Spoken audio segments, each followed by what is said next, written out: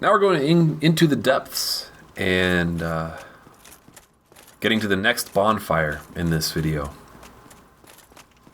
And fighting two mini-bosses, or mini-bosses, I guess, is the best way to put them. The two butchers that you're going to find in this area.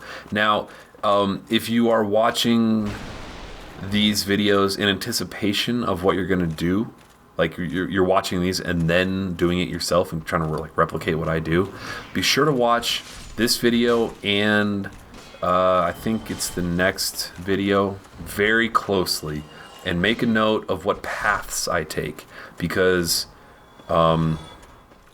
if you go the wrong way, you can get cursed in this, and you do not want to get cursed. Fuck getting cursed. Hold on. You can see one of those butchers right there. He's just kind of hanging. He's just standing right there for some reason. And you'll fight him in a second. You were cursing nonstop the whole time you were cursed. So there's these crazy-ass frogs. They look cartoonish, and I didn't take them seriously because of how silly they looked. And when you get cursed, you lose half your health permanently until you break the curse. Not only do you lose half your health, you can get down to an eighth of your normal health. That is not good. No, that's fucking terrible. An eighth of your health? That's like one hit death. Right, and like even down to half of your health, that's fucking terrible because you have to use your Estus flasks so frequently because like one shot takes you down to half health. Yeah.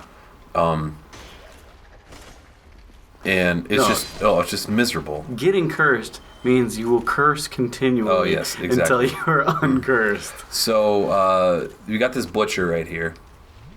He's one of these mini bosses that dies or is gone forever after you kill him, right? Yeah. And there's a series of barrels, there's a couple barrels behind him, kind of blocking an alternate route. Don't go through there quite yet, because you're going to want to go through there eventually. Ooh, yeah, that guy, he can like break your shield block, so be careful of that. Anyway, you don't want to go down there yet, because you want to get the bonfire that's down in this area before you go down there, because there's actually a giant rat. And remember where this area is, because going this way is actually the smart way to go. So to the right of this treasure chest, there's a couple barrels you can break. You're going to fall down into a pit, but it gives you a height advantage over this giant rat that's one of the mini bosses. And he's actually extremely hard to kill in hand-to-hand combat, and incredibly easy to kill from above with arrows. So like he can't get to you at all if you go through those barrels down there. But you want to go this way first, just to unlock the bonfire that's coming up shortly. Also, go left this way. You can kind of save this dude. I'm not really sure what he does yet. Anyway, you can talk to him a little bit. After you leave, you're gonna fight another one of those butchers. And I fucked up the rat boss fight. On this playthrough, I actually fought him hand-to-hand, which was incredibly hard. Because he's super fast, he's huge, he has a good amount of health, but he can like poison you and stuff too. Anyway, so yeah, just keep talking to that dude. Typically, guys that you rescue like that, they will end up at your at the Firelink Shrine. So that guy that just dropped down was the guy that I kind of like was like, he's just hanging out in the rafters. Yeah. Early on. That was the guy you were like freaking out on your first playthrough.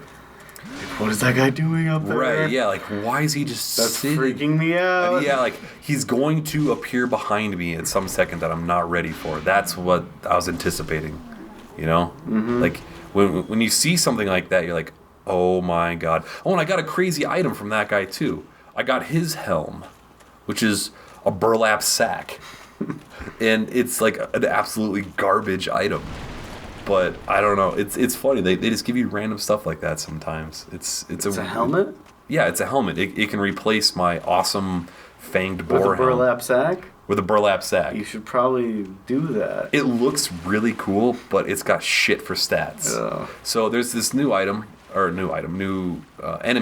called the slime, and you can kind of see him on the ceiling there. And they're not dangerous at all when they're on the ground, but when they're on the ceiling, they can fall on you, and they really fuck you up when they fall on you. They do a ton of damage when they fall on you. So, like, the trap right there is that there's, like, that little treasure right there, and obviously you're like, ooh, free treasure.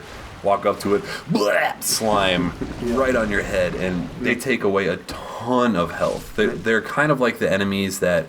you might have seen a couple enemies up to this point where they, like, get on you and just kind of chomp you to death. Yeah. It's like Nickelodeon slime. Not as fun as Gak. No, that wasn't Gak. It was just, the slime from Nickelodeon, you know? So anyway, in this next hall, there's about 10 different slimes on the ceiling, but just sprint right past all of them.